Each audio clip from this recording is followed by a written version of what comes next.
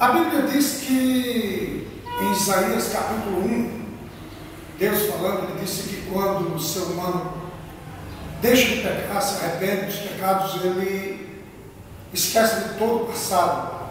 E aqueles pecados que eram vermelhos se tornam brancos, se tornam alvo mais que a neve.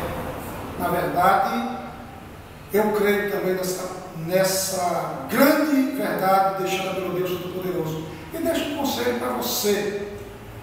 Se você é uma pessoa que pensa que para você não tem mais jeito, que não tem mais perdão, eu posso lhe garantir que o Todo-Poderoso está lhe esperando para fazer você se tornar também com uma alma alva mais que a neve.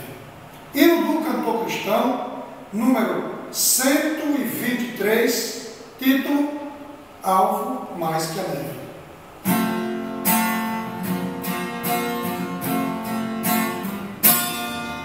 Seja bendito o Cordeiro, que na cruz por nós padeceu.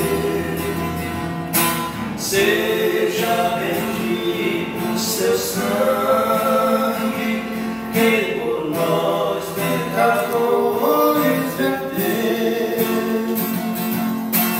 Esse sangue lavado